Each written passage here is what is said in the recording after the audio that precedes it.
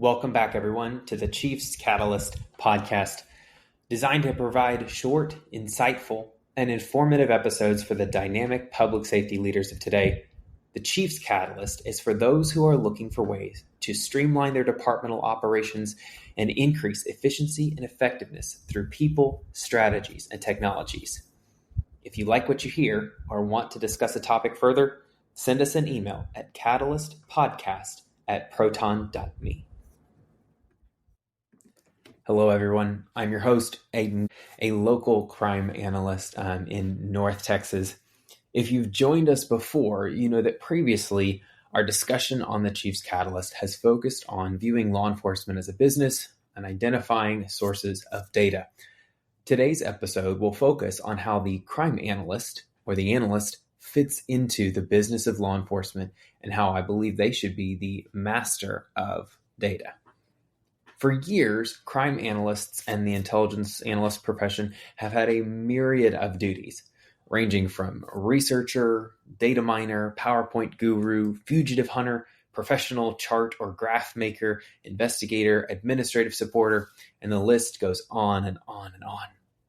Their role is largely governed by their jurisdiction or their area of responsibility, and the personnel that fill that role can be sworn staff or professional staff. But according to the International Association of Crime Analysts, there's 4 basic areas of crime analysis. That is the tactical, strategic, intelligence, or administrative. Oftentimes we think about tactical like ad hoc products. So we're looking maybe at persons, areas, or some type of location-based research. Hey, here's a phone number. I need you to go find this person and do a workup on them. Maybe basic pattern identification. Hey, we had some calls in this area. What's the crime trend? Is it BMVs? Is it robberies? Is it assault? Whatever it is, kind of identify those patterns in the data. Then you have a strategic analyst, and that's a little bit more of your long-term evaluation. Your crime trends, looking at your problem areas, helping maybe develop a strategy with the chief for addressing these problems as a whole. Then one of my favorites is the intelligence side. It includes networking, proactive partnership with other agencies, various sources, and social media. Part of my background is open source intelligence analysis and being trained as an all-source analyst with one of our fusion centers and looking at all of the different things that we can pull or learn about people and things that may give us pre-event indicators or help us make some predictions to try to mitigate risk or mitigate threats before they turn into bigger problems, or where we can proactively use intelligence to help us address crime problems as they may be affecting our city. Maybe it's a neighboring city that's had issues, and now we're starting to see similar people or similar things in our area. So that's the intelligence side. And then you have administrative analysis. So think about ways that your crime analyst assists with maybe staffing, workload analysis or workforce analysis, accreditation projects, resource allocation. Currently, in my department, I perform many different parts of each of these. But right now, a large portion of my job focuses on the strategic and the administrative. While I run our intelligence program and I do perform tactical analysis, a large part of what I do is helping the chief work with this policing strategy in order to make recommendations on how we should go about addressing these crime problems. So in smaller departments, the analyst may perform all 4 of these functions. In larger agencies, they may only perform one function or part of one function. They could also be assigned to a highly specialized unit or team.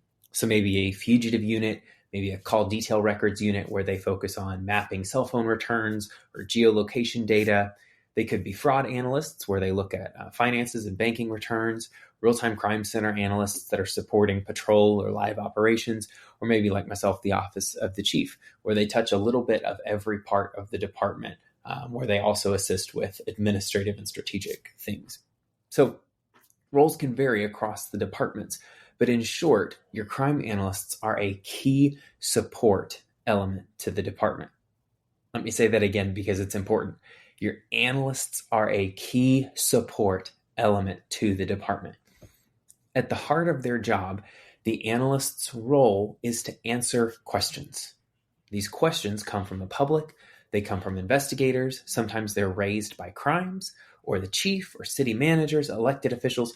The list goes on and on and on. As they answer questions, according to Dr. Rachel and Dr. Roberto Santos out of Radford University, the analysts are the truth tellers of the agency as they simply present what the data says. Right? We look at the data, we make an assessment or make a judgment, we analyze it, and then we give our recommendations of this assessment or this judgment to the chief. We're not manipulating the data to make it say what we want to say, to make ourselves look good, to make our department look good. There's an ethical issue there. But instead, we're saying, Chief, this is the question that was asked. This is simply what the data tells us the answer to that question is. In its most broad scope, though, these questions can come like a shotgun blast. But through careful clarification and evaluation of these questions, like who is asking or what they would like to know specifically, this can help us focus the goals of the agency and guide an analyst's work. If you've ever worked with an analyst, or maybe you are an analyst that has worked tactical operations or are embedded in a criminal investigations division, you might be familiar with an investigator coming to you and say, here's a name, give me everything. Okay, what does that mean, right? Do you need to know where they live? Do you need to know where they work, where they play, how many kids they have? What do they look like? What's the goal here? Are you trying to serve a warrant so we have major officer safety concerns? Are you just trying to develop a profile on this person so that you can identify them or rule them out as a suspect? What information a little bit more specifically are you looking for? That's one example, but helping shape that question can guide your analysts and help them be more effective and efficient in answering those questions. The last thing that we want to do is provide an answer to a question that really doesn't answer. It answers what was on the surface, but it doesn't answer that lower level question, maybe why that question was asked. So sometimes you have to dig a little bit deeper to figure out, okay, why are we really asking this question? And what is the type of answer that we're looking for, so that we can look at the data to find the answer and give it back in a way that helps everybody. Because we don't want to waste our analysts or our executives' times. But your analysts should have an intimate knowledge of all of the data that an agency has available, and they should have free and open access to it in order to answer these questions. Free and open access to data can allow an analyst to transform, not manipulate, data into visualizations that can then be analyzed and make recommendations from them. These visualizations are super helpful. It is one thing when you hand the chief a spreadsheet and say, crime is going up or down, or we're having a problem in this area. But it's very different when you can put it on a map or put it on a graphic and visually show him or tell people what's going on and kind of turn that data into a story that can be easily digestible, or, like we like to say, effortlessly comprehensible. But analysts are also often known by the products, the visualizations, or the reports they create.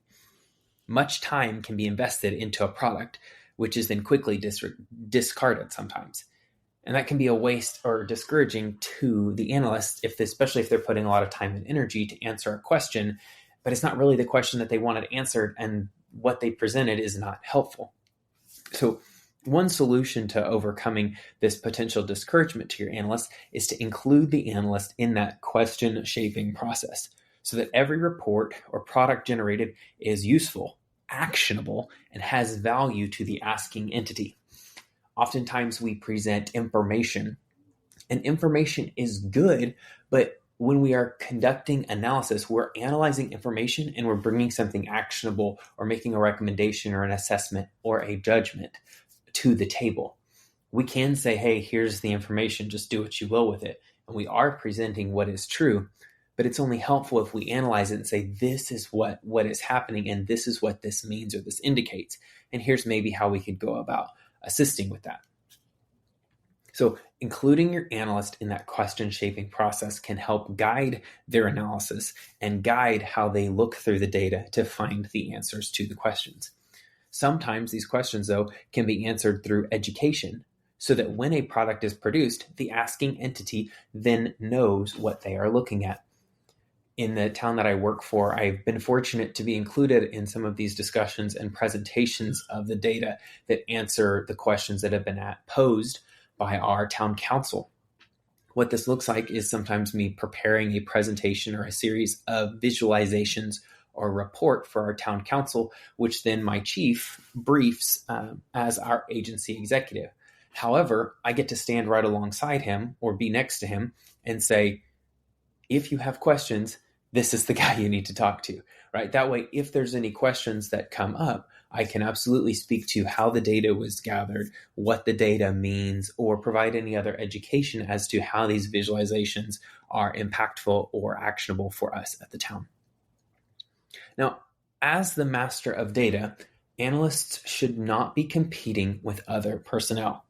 I'm going to repeat that again. Analysts should not be competing with other personnel when it comes to collecting and publishing data or visualizations. For example, your analyst compiles reports and visualizations for all divisions except maybe this one special operations division because that supervisor prefers to collect it themselves, and they've been doing it for years. The problem with that is sometimes we can create a lack of consistency, coherency, and can unintentionally cause confusion when you have these competing types of products. Recently, I attended a meeting where a patrol supervisor presented a proposal for a change in some shift assignments based on his own analysis of workload and call volume. But like I said, this competing interest can cause a lack of consistency and coherency and can unintentionally cause confusion. As the chief then looked at me asking where this data came from and is it consistent with what he's seeing on his dashboards? Well, for our agency, we have some dashboards built of our data that are refreshed daily. And the data then is cleaned before it is published on there so that it is understandable, right? Times are converted, dates are converted, the calls are split by officer versus citizen-generated calls. We remove things like test calls because if you're going through a period of IT testing or CAD and RMS testing, maybe you're generating a lot of test calls. You don't want that to unintentionally inflate your numbers. And so that data is cleaned and what the chief is used to looking at. But in this case, if the same supervisor had brought the project to a crime analyst to help, they could ensure then that the data they were pulling was the same that was being consistently presented to the chief via these same dashboards or weekly reports. And then together, they could have brought the proposal up. We absolutely need questions and suggestions like that. But it's a project like that that should be worked together with your analysts so you don't unintentionally bring up a competing interest or competing product. That way, everybody's operating off of the same sheet of music or operating out of the same data pool. Another key element to the analyst being the master of data is their intimate knowledge of these data sets. Remember, we've talked about CAD and RMS, system metrics or agency custom metrics. At my agency, we use things called ops discussions where we log specific requests or complaints. Now, this knowledge sets the agency up to get questions answered quickly in an easily digestible format as the analyst knows where to look for the data and what data to pull and how to get that data out of whatever system it is. Having a master of data can be vital to the office of the chief and to command level personnel. Again, to borrow from Dr. Rachel and Roberto Santos, the innovators of the stratified policing accountability model, part of being a truth teller for the chief is how the analyst provides analysis and assessment on the trends, problem areas, problem locations, patterns, etc., that need attention. This helps the chief identify what areas the agency needs to turn their focus to and thus deploy their resources effectively. Using an evidence-based or data-driven strategy like this gets the agency out of an I know where our jurisdiction and our problems are, which is an opinion mindset, into an evidence-based practice of law enforcement that says, here's where the data, here's where the citizen is actually telling us our problems are. Maybe we're missing it because we're only looking at officer-generated activity in this one area. Think about it, if you considered both officer and citizen-generated activity, but you had one really proactive officer at the corner of Main Street and Smith Street, knocking down cars all day, every day, pulling marijuana, shake or tiny little bits of usable marijuana off the street, you might think that you had a drug problem there because your crime report might say, oh my gosh, there's narcotics problems at this intersection always. Well, if it's only officer-generated activity that you're looking at there, the way to solve that problem is to tell the officer to quit running traffic there, and all of a sudden he stops pulling marijuana or narcotics off of there, and your crime problem, quote, quote, goes away. Versus when you're looking at citizen-generated activity, if the citizens are making complaints saying, hey, we see somebody dealing narcotics, we've got a tip about narcotics, this is a narcotics issue area, then you direct your proactive enforcement there. You can see what the difference is between your proactive enforcement and your citizen complaints to best focus your resources. But like I'm saying, analysts can help advise leadership then where they should deploy their resources based on the priorities of the chief or the goals that have been set, and then where the data suggests the problem lies.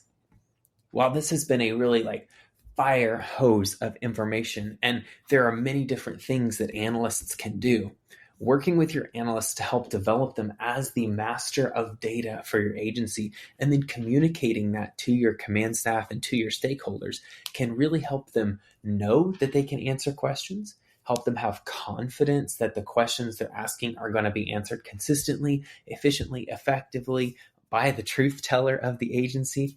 Involving your analyst, the master of data, into the education process for your stakeholders can help them understand what they're getting and what to expect, and also what kind of questions they might be able to ask in the future when other things come up. Sometimes we don't know what we don't know, right? But if somebody knows, or if your agency leadership knows that you have an analyst that can help them or pull data or is happy to answer questions and has done so in the past and will continue to do so in the future, they might be more willing to ask questions or be willing to help you understand what the truth is behind the question they're asking or what they're really getting at. Because sometimes, like our elected officials, they may want to ask a question to see if, do we need more resources? Are we being effective and efficient with the resources that we have? How are we using what we're paying for? We just passed an ordinance, or we just changed a municipal code. Is it working? Is it helping? Is it not? And building that relationship, using your analyst as the master of data, can help. All in all, this has been a really quick look at one aspect of the crime analyst, being the master of data. In part 2 of this episode, we'll bring in a special guest who has some experience with this and who's going to talk some with us about how they have used their experience as the master of data to help shape their department's crime fighting strategy and do analysis to help move their department into a data-driven, evidence-based mindset. If you like what you've heard today, feel free to let us know. We'd invite you to subscribe to or follow the podcast on the links in the platform that you're using. If you have questions, comments, or you want to talk more about this, please feel free to drop us an email at catalystpodcast@proton.me, and we hope to see you here next time.